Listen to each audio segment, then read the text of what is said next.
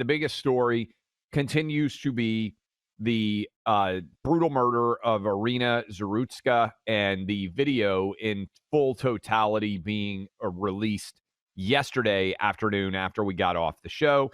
And one of the people that is responsible, sadly, for the fact that this individual was allowed to be back out onto the streets is the former governor of North Carolina, Roy Cooper, who was instrumental in putting in place these soft on crime policies that allowed this guy to be arrested 14 times and then to brutally attack and murder an innocent 23-year-old sitting on Charlotte public transit. And one of the individuals running to try to ensure that the Republican Senate seat currently held by Tom Tillis remains in the hands of Republicans, and that soft on crime Democrats are not allowed to advance to Washington, D.C., is Michael Whatley, former chair of the RNC. He is running in North Carolina. He is going to be the Republican nominee, and he joins us now. And so let's start with the very basics on this story. When did you become aware, Chairman Whatley, about this video and this murder? And what is the reaction like as you travel around the state of North Carolina to its now being released in full totality? Sure. I read about the murder the day after it happened. There was a little bit of local coverage done in North Carolina, but really only when the video came out did you get the visuals and understand, how depraved this guy was and how horrific this attack was. Before that, it was really just a statistic. And the fact is, that this guy should not have been on that car. He should not have been walking around the city. He should not have been a threat to the people of North Carolina. And so every conversation that I'm having across North Carolina, people are just in shock that this guy was allowed, on the streets after having been arrested 14 different times and let out through a revolving door. And I think a lot of people are very disgusted with the leadership from the Democratic Party, which really starts at the top with Roy Cooper, and that they wanted to put in place policies that were going to foster that revolving door and let these guys out rather than have to pay the punishment to society when they committed crimes. Chairman Whatley, it's Buck. Thanks for being here with us.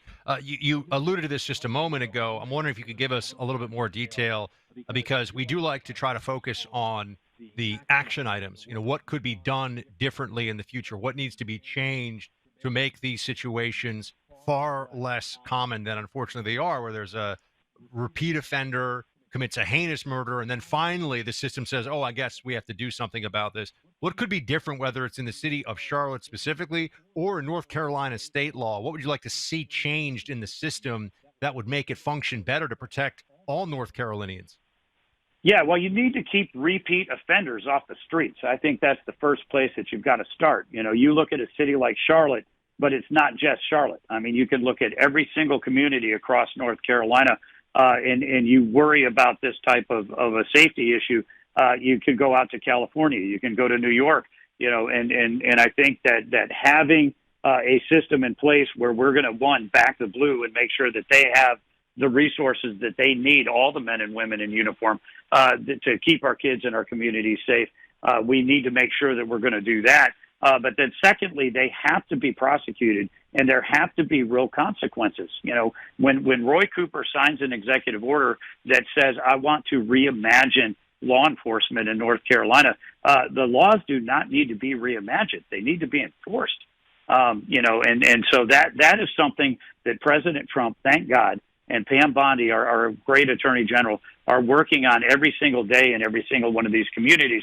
I find it amazing that the Democratic leadership absolutely lost their mind when President Trump sent federal troops in to quell the riots out in Los Angeles.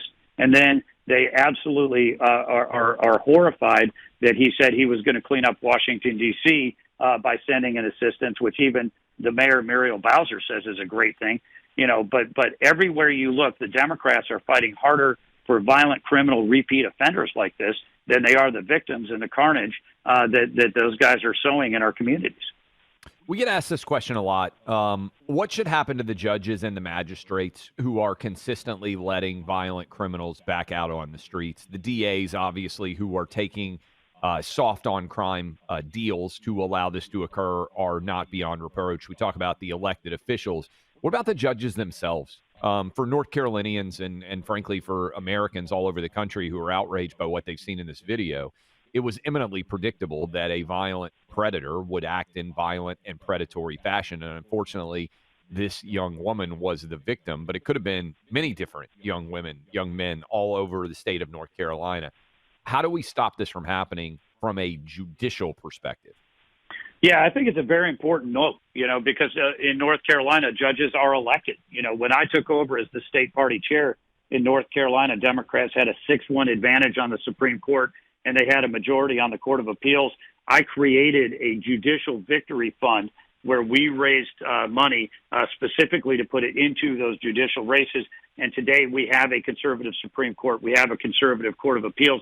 But that needs to be the case in every one of these localities. That when we see judges who are acting against the interests of their communities, they need to be voted out. Obviously, that's different on a federal level where we have to go through the impeachments. But the judges in all of these different cases were elected, in Charlotte, North Carolina. And really, truly, there do need to be ramifications when people are going to continually put the interest of criminals ahead of, the community at large. But, we can't just say... Oh, sorry, yeah. Sir. Go ahead. Go ahead. Well, I was going to ask say, about this, the status of this this special, what do they call it? It wasn't really a judge. It was a magistrate, right, that let this individual out the most recent time, a magistrate that didn't pass the bar exam. How can somebody who hasn't proven any ability in the law be entrusted with dispensing justice based on the law? I think a lot of people look at this and say, what is going on?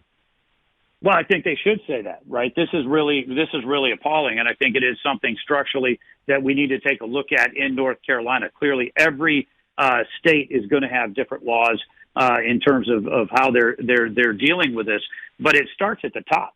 Roy Cooper was the Attorney General and then the governor of North Carolina, and he said very clearly, I want to have a soft on crime policy. I want to reimagine law enforcement in North Carolina. He put these executive orders in place, and he set a tone for the rest of the judicial system all the way down to this particular magistrate. And that is just inexcusable. It's a complete failure of leadership at the top.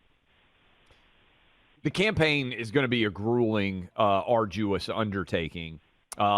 And I know you're traveling all over North Carolina, and I know the answer anytime you say how do elections get won is all over a state, all over a community. People have to come out and vote.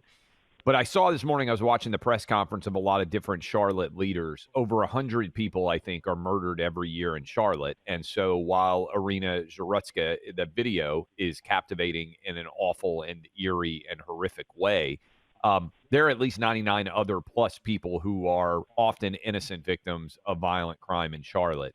What is a reasonable thing that a Senate campaign can do over the next year plus to try to shine a light on everybody who is dying, unfortunately, in our large cities, often run by Democrats, to try to change that story?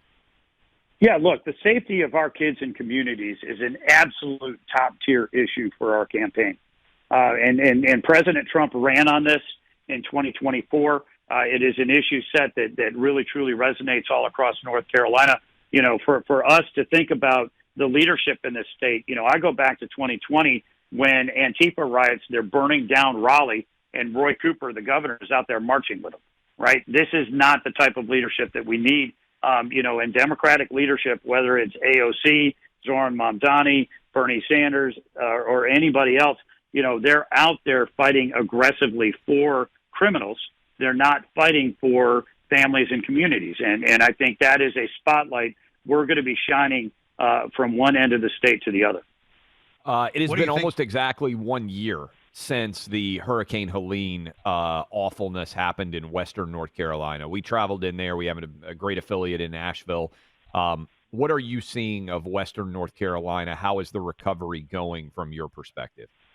Well, look, the people in the communities of Western North Carolina are so strong and so resilient. But FEMA and the Cooper administration really failed them when hurricane came through. And so President Trump, when he was put in office, won this election, and he was sworn in, his very first trip was to Western North Carolina. And took me along with him, and I'm grateful for that. And we saw that the devastation that was still in place because Governor Cooper and President Biden had completely failed that region. And since then, the administration has put hundreds of millions of dollars, billions of dollars of resources in. It's not just FEMA, but it has been a whole of government. Right? Just last week, we saw USDA. With $220 million of support there. We've seen $1.4 billion coming in housing assistance from HUD. We've also seen hundreds of millions of dollars that have come in from the Small Business Administration to help the 45,000 small businesses that were affected by that storm.